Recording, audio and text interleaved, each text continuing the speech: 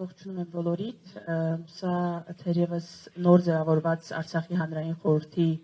առաջին հանրային քննարկումն է, բայց խոստանում ենք, որ վերջինը չի լինի։ Թեմային անդրադառնալով, թեման շատ արդիական է, որովհետև հատկապես այս ակտիվ քաղաքական շրջանում, նախընտրական շրջանում շատ հաճախ են լինում այդպիսի դրսևորումներ ատելության եւ կարծես թե օրվա իշխանությունների համար Հայաստանի Հանրապետության արդեն հստակ է, որ ձախողումների համար կան հիմնական մեղավորներ եւ այդ մեղավորներից են ազգային ինքնություն կրող տարրերը։ Դա այո Արցախն է եւ արցախցիներն են, դա հայ առաքելական եկեղեցին է, դա ազգային կառույցներն են։ Հիմա առանձին ատելության խոսքի դրսևորումներին եւ իրավական գնահատականներին անդրադառնալով, այստեղ պետք է լիներ նաեւ Հովհաննես Խուդոյան իրավաբան, փաստաբան եւ ավելի իրավական մասով պետք է խոսեր, բայց այնպիսի իրականությունում ենք ապրում, որ մեր փաստաբանները շատ ծանրաբեռնված են եւ նոր աշխատանք է հայտնվում եւ չեն կարողանում նախատեսված հանդիպումներին գալ, բայց ես փորձեմ իրավական մասով ասել, որ փորձեր եղել են իրավական process-ներ սկսելու տարբեր անհատների կոնկրետ ատելության խոսքի դեմ, երբ որ ես կոնկրետ կարող եմ ասել, որ արցախցիների նկատմամբ ատելության խոսքի դեպքում մի քանի փորձ եղել է քրեական դիմել ենք, այսինքն որ հաղորդում ենք ներկայացրել, որ վարույթ ձեռնարկեն, սակայն մերժվել է։ Ես այդպիսի դեպք, որ վարույթը ընդունվել է եւ ընթացք է տվել, տեղյակ չեմ, ի տարբերություն այլ դեպքերի, երբ որ օրինակ իշխանությունների նկատմամբ է կամ այլ մարդկանց նկատմամբ է ատելության խոսք, գիտենք, որ այս դեպքում վարույթներ եղել են, իսկ արցախցիների դեպքում նման վարույթ չի եղել, չնայած որ տեսնում ենք, որ ամենօրյա ռեժիմով ատելության խոսքը կա, հիմա մի քանի կարևոր եւ իրավական եւ ատելության խոսքի եւ իրավական խտրականության դրսեւորումներին անդրադառնամ։ Պարոն Ստեփանյանը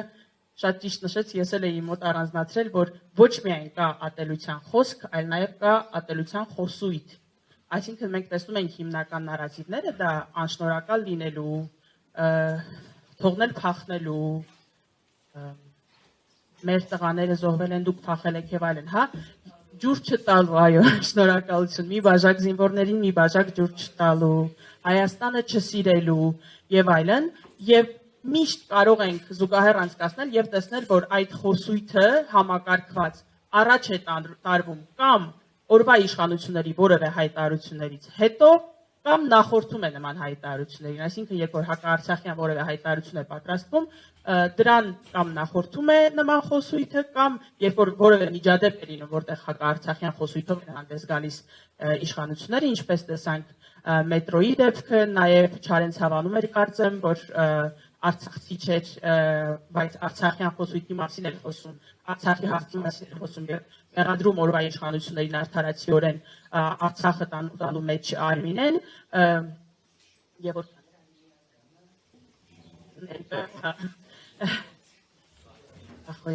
Եվ նա էլ թիրախավորվեց, այսինքն այս դեպքում երբ որ իրենք չէին սպասում եւ դրան չէր նախորդում խոսույթը, հաջորդեց խոսույթը եւ ատելության խոսքը հենց Արմինեի նկատմամբ, մյուս Արմինեի դեպքն էլ գիտենք մետրոյի, որ էլի այդ խոսույթը, այսինքն չէին կանխատեսում, որ նման իրավիճակ կլինի եւ նման իրավիճակում իրենք, որ քարոզչական խոսքի վարպետներ են, տանուլ կտան նման իրավիճակում եւ դրան հաջորդեց արդեն Արմինեի նկատմամբ թիրախավորված ատելություն եւ կեղծ խոսքի վերագրում, որ թքած ունեմ քարտեզի վրա, ներողություն եմ խնդրում ես իրենց խոսույթները կրկնելու համար, չի սիրում Հայաստանը եւ այլն, այնինչ Արմինեի խոսքից դրա հակառակ պատկերն ենք տեսնում։ Դրսևորումներին անդրադառնամ, բլոկադայի օրերից հիշում ենք, որ վարչապետի առաջին տիկինն էր մեղադրում արցախցիներին, որ այ տեսեք, դուք չեք թողել ես նոր տարվա միջոցառում անեմ, հիմա ձեր երեխաներին եք օգտագործում, որ շրջափակման դեմ պայքարեք, դա ձեզ հասնում է եւ այլն, մի քիչ ավելի ամփոփած եմ ասում, բայց միտքը նույնն է։ Այն դեպքում, երբ որ արցախցիները բլոկադայի մեջ են, շրջափակման մեջ են եւ սպասում են, որ ամբողջ հայ ազգի ցանկացած ներկայացուցիչներից եւ Հայաստանից եւ Սփյուռքից եւ հատկապես օրվա իշխանություններից ով ունի ամենամեծ լծակը նման դեպքում պայքարելու պետք է լինի աջակցության փոխարեն տեսնում ենք ատելության խոսք։ Հաջորդը արդեն այս մոտ ժամանակների տեսնում ենք ինչպես է Ալեն Սիմոնյանը օրինակ թիրախավորում Արցախցի լրագրողին ասելով բամրեքրեի ինչու եք փախել այն դեպքում երբ որ միջազգային կազմակերպությունները միաբերան խոսում են առնվազն էթնիկ զտման մասին, շատերը էթնիկ զտման ցեղասպանության տարերով, շատերը հենց ցեղասպանություն են անվանում, այսինքն բոլորին հասկանալի է որ այնպիսի իրավիճակ է ստեղծել, որը այդտեղ խաղաղ գոյատևման հետ անհամատեղելի էր, օրվա իշխանությունները մեղադրում են խախնելու մեջ, չկռվելու մեջ եւ այլն, հա էլի victim blaming-ի, զոհին մեղադրելու քաղաքականությունն ենք տեսնում եւ վերջին օրինակը կարող ենք Նիկոլ Փաշինյանին ասել, փախածներով չփորձեք ասել, որ ես Արցախ եւ շատ արագ իրեն ուղղեց Ղարաբաղ եմ հանձնել, այսինքն այն որ ոչ միայն նարատիվներն են նույնը, այդ նարատիվները շատ հաճախ ենք լսում ենք իշխանությունների կողմից եւ տեսնում ենք, որ որոշ իրադարձությունների նախորդում կամ հաջորդում են, կարող ենք հստակ ֆիքսել, որ արցախցիների նկատմամբ ատելության քարոզը դա համակարգված գործընթաց է օրվա իշխանությունների կողմից։ Եվ նորից եմ շեշտում ոչ միայն արցախցիների, այլ արցախյան թեմաների շուրջ է այդ ատելության քարոզը։ Արմինեի դեպքը նշեցինք, որտեղ թիրախավորում են նրան, երբ մեղադրում է Նիկոլ Փաշինյանին Արցախը հանձնելու մեջ, ուզում եմ մի դրվագի էլ շատ կարևոր ուշադրություն դարձնել, իհարկե հակաեկեղեցական կեցվածքը օրվա իշխանությունների միշտ ակնհայտ է, բայց հակաեկեղեցական արշավի այս ակտիվ փուլի առաջին արարը եղել է այն բանից հետո, երբ կաթողիկոսը Շվեյցարիայում բարձրացրել է արցախցիների վերադարձի խնդիրը, գերիների վերադարձի խնդիրը եւ հա արցախցիների իրավունքների ընդհանրապես հավաքական իրավունքների խնդիրը։ Էլի խոսքը երբ որ վերաբերվել է Արցախին եւ արցախցիների իրավունքներին, ատելության քարոզ եւ հակաեկեղեցական արշավ է սկսել։ Հիշենք, որ հենց առաջին արարը որոնց շատ հաճախ բախվում են արցախցիները,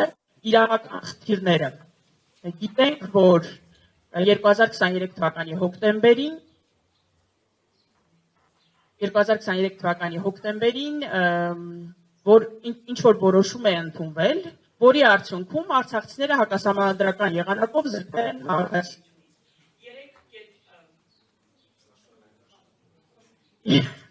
Երեք կետ կարող եմ առանձնացնել, հա, ֆիքսելով, որ արցախցիները եղել են ՀՀ քաղաքացի միշտ, բացի այդ առաջնային, որ միշտ ունեցել են քաղաքացիությունը հավաստիացնող անձնագիր, ՀՀ անձնագիր, նաև պրակտիկայում, գործնականում տեսնում ենք, որ այդ անձնագրով աշխատել են տարբեր տեղերում, պետական համակարգում, անվտանգությունում, բոլոր այն տեղերում, որտեղ Հայաստանի Հանրապետության քաղաքացի լինելը պարտադիր է, դիվանագիտական ծառայությունում եւ այլն։ Եվ նաև միականը, որ միշտ նշվում է, որ արցախցիները ընտրություններին չէին կարող մասնակցել համապետական, 2021 թվականի ունենք 124 դեպք, երբ արցախցիները իրենց արցախյան գրանցումով եւ իրենց 070 կոդով դիմել են դատարան իրենց Հայաստանի Հանրապետության համապետական ընտրությունների մասնակցելու իրավունքը վերականգնելու համար եւ բոլոր 124 դեպքերում արցախցիների Հայաստանի Հանրապետության քաղաքացի լինելը հաստատվել է եւ նրանց տրվել է իրավունք մասնակցել ընտրություններին։ Այսինքն այդ ճամփորդական փաստաթուղթ եւ այլն դա հորինվածք է եւ եւս մեկ ձև է, գիտեք իրականում սա ոչ պաշտոնական տերմին ունի։ Իրավական բռնություն, փաստականների նկատմամբ իրավական բռնություն եւ եւս մեկ բռնության ձև է, որով տուժում են արցախցիները, այսինքն կա ատելության խոսքը, որը հոգեբանական բռնություն է, եւ նաեւ կա իրավական բռնությունը։ Այսքանով էս փուլում։